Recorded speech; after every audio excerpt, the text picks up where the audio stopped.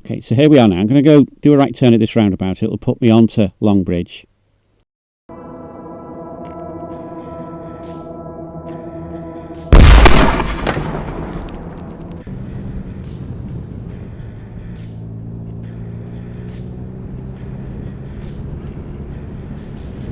Well, I'm on my way down to South Wales for a weekend's camping. It's my first multi-night camp I've done on this bike, on the VFR.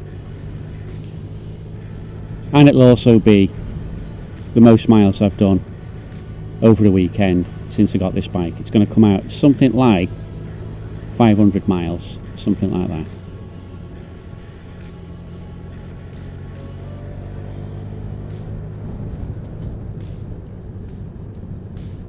On my way down, I'm going to take a bit of a detour. I'm going to go to a town where in the 19th century there was a bit of unrest, should we say.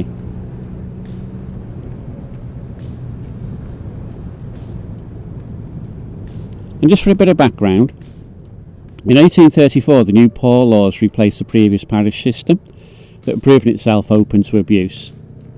The poor laws, though, brought workhouses, splintered families and destitution. Only 2 years earlier, prior to this, Great Reform Act had extended voting rights to property-owning middle classes. And taken together with artificially high prices for corn brought on by the Corn Laws, the working classes were getting tightly squeezed. Against this background, a working class movement known as Chartism emerged in London. And its principal aim was to modify the electoral system with a 6-element charter. And the movement rapidly spread across the country. In Lanidloes, self-employed workers in the flannel industry were coming out to work due to the introduction of mechanised working, but only 3% of the town's population had voting rights, and the rest, including the weavers, had no say in the matter. Consequently, when Chartism reached the town, it fell on fertile ground. Apart from the weavers, there were severe grievances about the poor laws from the people it aimed to help. Although it was intended to address the faults in the parish system, it was hated for hardships imposed on the poor. With the introduction of the 2 more reform bills, Chartism began to emerge. In Lanidloes then, the disaffected were already willing to listen, and the movement quickly established itself as the main talking point of the working classes. There was 2 main variants. In Lanidloes, the physical force version of Chartism took hold of their political convention. People were sent out to procure weapons around the countryside. One of those who was forced to hand over these weapons reported the demands to the local magistrate, Mr. Marsh.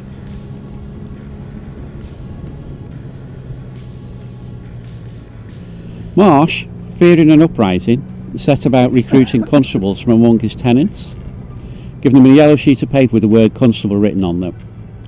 These were to be attached to their bats. Effectively, what Marsh did was to recruit working class people to put down any revolt by their working class neighbours.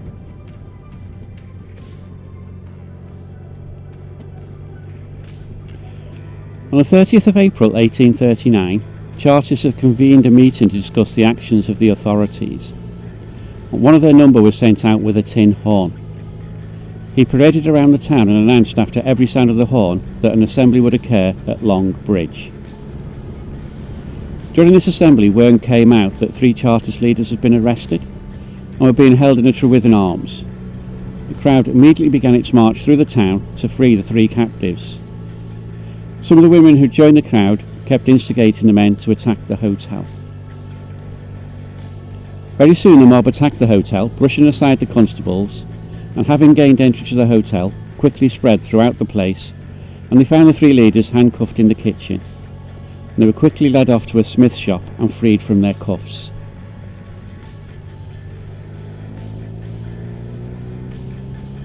For 5 days the town remained in the hands of the Chartists. After that, a militia raised in London arrived in the town. And they were met by a peaceable population and nevertheless began rounding up people who they believed had acted illegally. In total, 33 people were arrested, including 2 of the freed Chartists and 3 women. All subsequently went to prison or were transported to Australia. one of the original 3 arrested and held in the Trewithen Arms made his escape via Liverpool and went to America. He married and had a family and fought for the North during the American Civil War.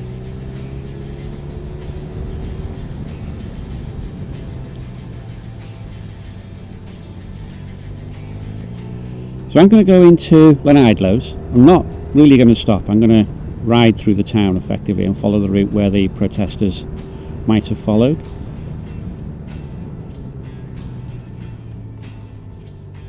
And I'm going to start by getting onto Long Bridge.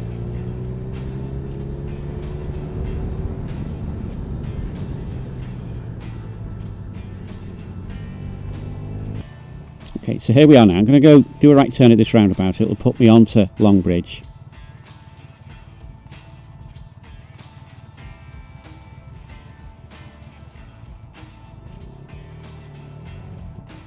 And this is the place where the protest meeting was actually held. It doesn't tell me whether it was held in the middle of the bridge or on which side of the bridge, so I'm just going to assume it was here. I'm going to turn around and go back over the bridge. Now, once it became clear that 3 of the Chartist leaders had been arrested, the crowd that had gathered at this bridge stormed off to rescue them.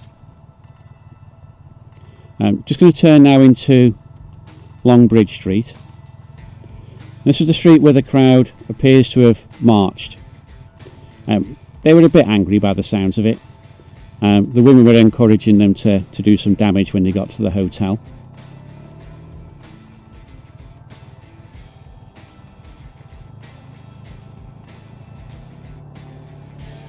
Now this is an old market building. If we turn left here, we move on to Great Oak Street. This is where the Trewithen Arms is located. If you look there over on the right hand side, you'll just see it beginning to come into view. And on this side of the door, we have this blue plaque as a commemoration of the events on that day. And on the left-hand side of the door, we have this rectangular plaque to commemorate what happened on that day.